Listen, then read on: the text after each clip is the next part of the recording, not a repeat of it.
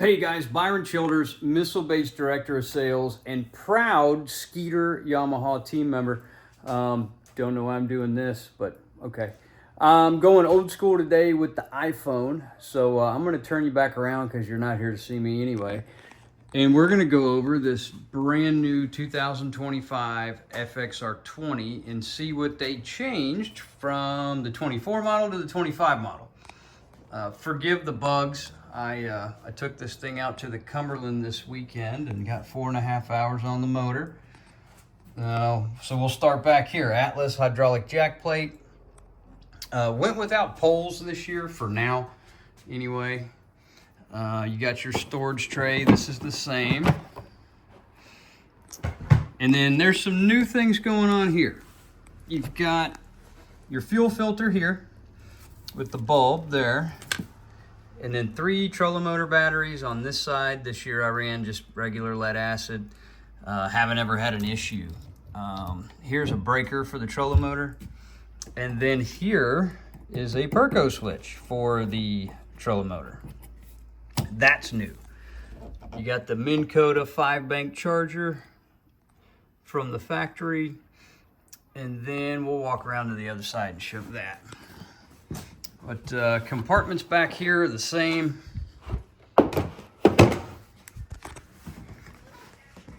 Compartments are the same. The live wells are opening to the outside. It comes with the fish pillows. I take them out.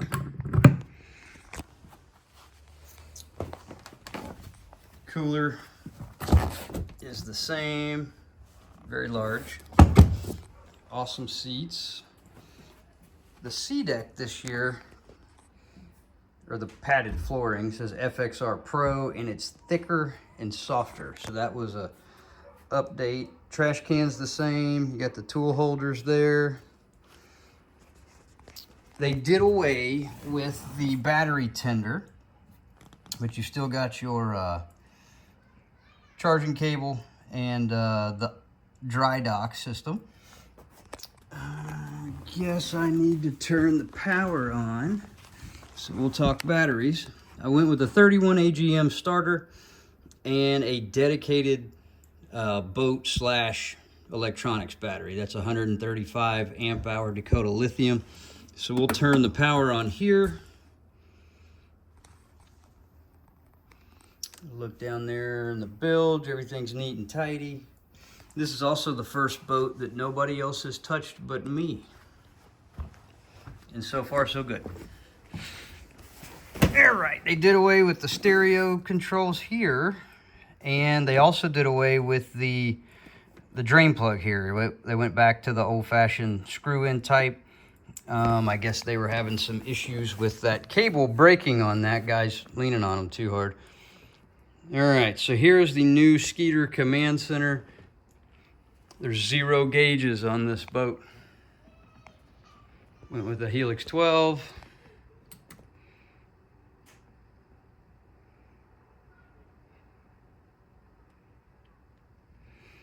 And everything you need is on this command center.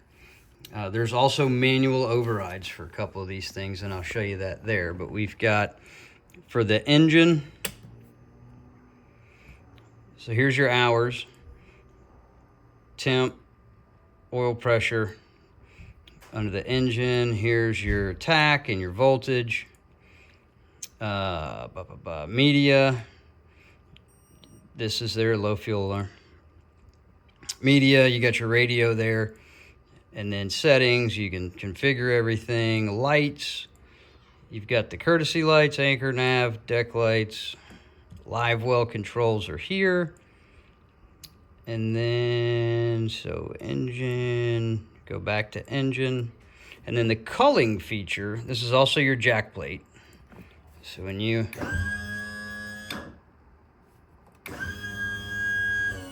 Everything's here, daytime, nighttime mode. It's actually better. Water pressure, trim, voltage. But the culling, you click on that, you pick your top 5 heaviest or total weight, start the tournament, and you can plug your weights in to the command center, which is pretty dang slick. that's that. Went with the hot foot again. Talk about the trash can. You got the bump board. One other thing they changed is they made that mega tube even more mega. And there's carpet up there. Now they had that last year as well, but I would swear that's been opened up a little bit. You can easily jam 30 rods in here if you wanted to. It's a light bar. Center compartment, it still comes with the milk crates. I pull those out and keep them for whoever buys this boat. And then once again, they've got little larger mega tubes in there for spinning rods or whatever. And then you can actually push those life jackets up through that tube if you wanted to. And then I mount my black box in there.